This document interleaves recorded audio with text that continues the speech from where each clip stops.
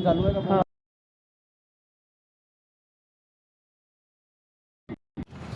Hello hello 1 2 3 4 hello hello hello hello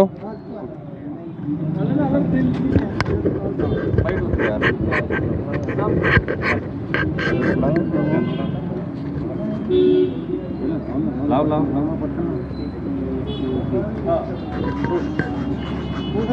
भाऊ सोयाबीनची MSP mic इकडे कर माझा. ठीक आहे झालं ना ओके ना एक भूमिका रवी माईक घे पकडा ना होते. भाऊ सोयाबीनची MSP वरील खरेदी संपल्यानं सोयाबीनचे दर सध्या सर्वात निच्चांकावर आलेले आहे. विदर्भातलं प्रमुख पिकापैकी एक सोयाबीनला पाहिलं जातं. कसं बघताय तुम्ही शेतकऱ्याचं या सगळं? नाही, निवडणुकीच्या अगोदर मॅनिफेस्टोमध्ये आम्ही स्पष्टपणे कापूस आणि सोयाबीनचा उल्लेख केला आहे की मिनिमम सपोर्ट प्राईस त्यांना प्राप्त झाली पाहिजे.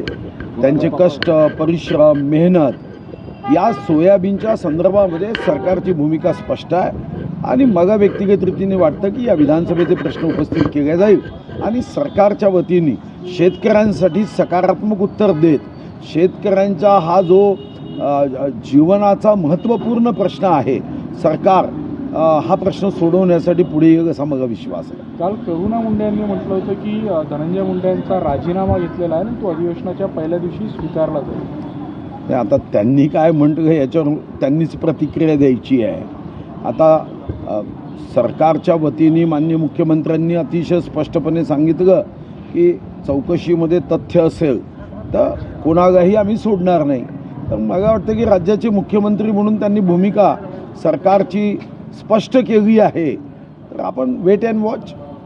केंद्रीय मंत्र्याच्या मुलीची खरं तर छेड काढण्यात आल्याचा प्रकार घडला होता. त्यामुळे राज्यात कुठेतरी कायदा सुव्यवस्था बिघडलेली आहे अशा पद्धतीचा आरोप होता आणि अधिवेशनातील विरोधकांनी गदारोळ. हा अतिशय दुःखदायक आणि दुर्दैवी प्रसंग आहे.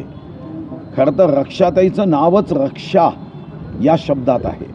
मला वाटतं की मी काल त्यांचा या संदर्भातला इंटरव्ह्यू बघत होतो. मलाही दुःख झालं आणि याच्या संदर्भातल्या कायद्यामध्ये काही त्रुटी आहेत.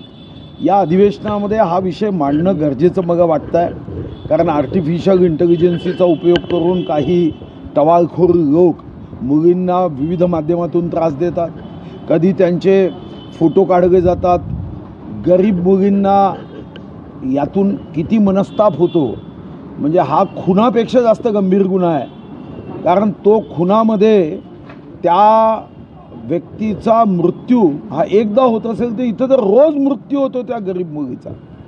ब्लॅकमेलिंग केलं जातं आणि आमचे कायदे एवढे अपुरे आहे की आम्ही सांगतो ITच्या कायद्यामध्ये कोणी जर असं केलं तर त्याला आम्ही बेलेबल अफेन्स करतो. हे जेव्हा ठाणेदार सांगतात ना तेव्हा तळपायाची आग मस्तकात येते आणि वाटतं की जय भवानी जय शिवाजी म्हणत छत्रपती शिवाजी महाराजांच्या राज्यात अशा कृत्याबद्दल ज्या पद्धतीने शिक्षा दिली जायची ती दिली पाहिजे. काय चालू आहे हा विचार करणं गरजेचं आहे आणि हे कायदे बदलवण्यासाठी काही कायदे अशासकीय विधेयकं मीही सुचवली आहे.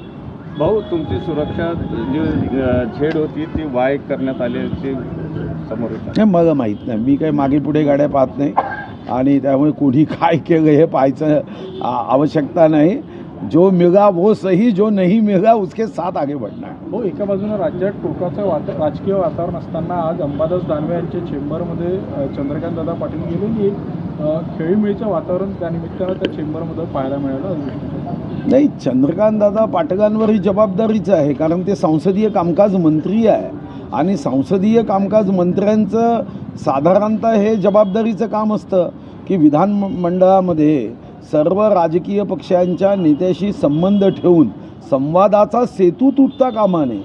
जेव्हा जेव्हा अशा पद्धतीने तीव्र भाव निर्माण होतो तेव्हा संसदीय कामकाज मंत्री दोन्ही बाजूंच्या मधात एक दुवा बनून सामंजस्याची भूमिका घेतो आणि चंद्रकांत दादा पाटील हे आमचे अतिशय सुस्वभावी नेते आहे. सर्वांशी सौजन्याने वागणारे नेते आहे. अतिशय मनात शुद्ध भाव घेऊन काम करणाऱ्या राजकीय नेत्यांपैकी एक नेते आहे. तर मला वाटतं की जेव्हा ते संसदीय कामकाज मंत्री म्हणून काम करतात तेव्हा हा संवाद उत्तम पद्धतीने होत असतो. या अधिवेशनामध्ये तुमच्याकडून काही महत्त्वाचे मुद्दे मांडले जाणार तर तुम्ही गेल्या वेळी बोलले होते आता अभ्यासाला वेळ असेल आणि सगळ्या आयुधाचा तुम्ही वापर उद्यापासून तुम्ही बघायचंच आहे. आता हे मुद्दे तर उचलावेच लागणार आहे. शेवटी मग ज्या जनतेने निवडून दिलं, ज्या मतदारसंघात 7व्यांदा मग निवडून दिलं, त्या मतदारसंघाच्या मतदारांचा सेवा करण्यासाठी या आयुधांचा मी उपयोग करणारच आहे. आणि त्या दृष्टीने मला वाटतं की सर्वात जास्त अशासकीय विधेयक राज्यातले मी टाकले आहे. अर्धा तास चर्चा पहिले 10 दिल्या जायचं. मी अध्यक्ष महोदयांना विनंती केली की 10च्या ऐवजी आमची ही मर्यादा 25 करावी आणि त्यांनीसुद्धा मोठ्या मनाने आता 10ची 25 केली आहे. माझे तारांकित प्रश्न आत्तापर्यंत 39 मंजूर झाले आहे. तर हा माझा प्रयत्न आहे की जास्तीत जास्त जनतेची सेवा करण्यासाठी, जनतेचा आवाज बनून जी काही सेवा जनतेची करता येईल तो करण्याचा मी प्रयत्न करतो. भाऊ, गुजरातची FTA कंपनी महाराष्ट्रात 550 रुपयांना नंबर प्लेट देणार आणि हीच कंपनी गुजरातमध्ये 160 रुपयांना देते. कुठेतरी अतिरिक्त चार्ज जो आहे तो लागताना दिसतो आहे. नाही, मी आता केंद्रीय परिवहन विभागाकडून माहिती मागितली आहे की देशामध्ये कोणत्या कोणत्या राज्यामध्ये या संदर्भामध्ये नेमप्लेटच्या संदर्भामध्ये म्हणजे नंबर प्लेटच्या संदर्भात काय दर आहे आणि याच्या संदर्भामध्ये काही विशिष्ट कंपन्याच देशामध्ये देतात का. उद्या हे काही रॉकेट टेक्नॉलॉजी नसेल तर मग काही पुरुषांचे बचत गट, काही महिलांच्या बचत गटांनाही काम देता येईल का. आपण त्यांना काही सीड कॅपिटल देऊ शकू का. आपण एकीकडे म्हणतो की विकेंद्रीकरण झालं पाहिजे, विषमतामुक्त समाज निर्माण झाला पाहिजे. मग 2-3 लोक श्रीमंत करायचे की प्रत्येक जिल्ह्यामध्ये एकागा काम देता येतं का. याच्यामध्ये टेक्नॉलॉजी काय आहे तर याचा अभ्यास झाल्यावरच यावर मी अभिप्राय देऊ शकेल. असं तर होत नाही आहे ना की देशात 3-4 कंपन्या या प्लेट देत आहे का. आणि म्हणून गुजरातमध्ये काय भाव आहे, बाजूच्या तेलंगणामध्ये काय भाव आहे, कर्नाटकमध्ये काय भाव आहे, मध्य प्रदेशमध्ये काय भाव आहे, हे 1900 नंतर या ज्या प्लेट गाडीत येतात त्याचा दर काय आहे, कारण त्याची अजूनपर्यंत माहिती नाही आहे. त्याचा दर आणि जुन्या गाड्यांचा दर, कारण साधारणतः महाराष्ट्रामध्ये जो आकडा माझ्याकडे आहे तर मोठ्या प्रमाणावर या 10 वर्षामध्ये गाड्या घेतल्या गेल्या आहे. साधारणतः या गाड्यांची संख्या ही 3 कोटीपेक्षा जास्त आहे की जी 2011 नंतरच्या या गाड्या आहेत. आणि म्हणून मग 15 वर्षाच्या अगोदरच्या गाड्यांच्या प्लेटबद्दल काय होणार आहे याची सुस्पष्टता अभ्यास केल्यावर प्रतिक्रिया देणे योग्य होईल. या क्षणाला माझ्याकडे फार त्रोटक माहिती आहे आणि म्हणून या माहितीच्या आधारावर या विषयावर बोलणं हे योग्य नाही. शिवरायांसंदर्भात ज्या पद्धतीनं ऑडिओ क्लिप आली बाहेर, कथित ऑडिओ क्लिप, आणि या ऑडिओ क्लिपमधली व्यक्ती जी आहे त्या व्यक्तीचे फोटो अनेक लोकांसोबत आहेत आणि असे फोटो सारखे लोक जे असतात जे अनेकांसोबत फोटो काढून घेत असतात. तुमच्यासोबत हे समजा फोटो झालं असेल की तुमच्यासोबत काही लोक फोटो काढतात, नंतर फिक्सर सारखे गोष्टीसुद्धा बाहेर येतात. त्या हे फोटो आणि फिक्सिंग हे सगळं जे मी पुन्हा सांगतो आहे की जसे जसे सामाजिक मानसिकता आणि मानसिकतेचे रोग वाढतात, तुमचं म्हणणं बरोबर आहे की आम्ही जेव्हा एखाद्या कार्यक्रमाला जातो अनेक लोक फोटो काढतात. आता त्या प्रत्येकाला आम्ही SP कडून सर्टिफिकेट घेऊन ये तू गुन्हेगार नाही असं सांगू शकत नाही. आणि फोटोपासून आम्ही जर त्याला फोटो काढण्यापासून थांबवलं तर मग राजकीय नेता म्हणून आमची प्रतिमा जी आहे हा अहंकारी आहे, हा गर्विष्ठ आहे अशी प्रतिमा होतो. आता काल मी एका लग्नात गेलो, त्या लग्नातही अनेकांनी फोटो काढले. आता फोटो काढत असताना थांबवता येत नाही, पण जर एखाद्या व्यक्ती अशा पद्धतीने संबंध ठेवत असेल तर त्यापासून आम्ही वाचलं पाहिजे. आणि ही काळजी मात्र घ्यायची, आम्हाला जर एखाद्या व्यक्तीबद्दल माहिती असेल की हा गुंड प्रवृत्तीचा आहे, हा बदमाश वृत्तीचा आहे, तर फोटो काढता कामा नये आणि अशांना मदत करता कामा नये, त्याला मदत होता कामा नये. छत्रपती शिवाजी महाराज आमच्यासाठी देव नाही पण देवापेक्षा कमी नाही आहे.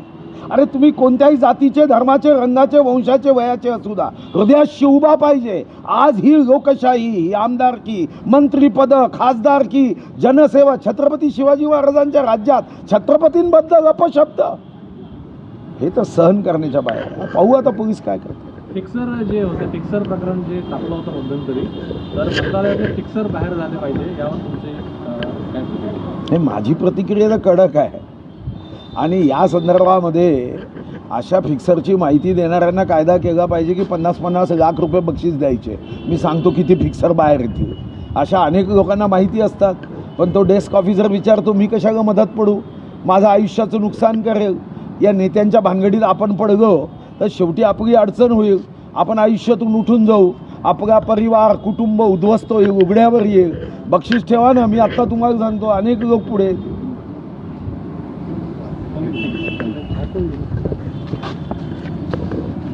आज चाललं तर आपण मुंबईत आज जातो ना, आता राज्यपाल महोदयांचं भाषण झालं तर ते मी याच्यात ऐकलं.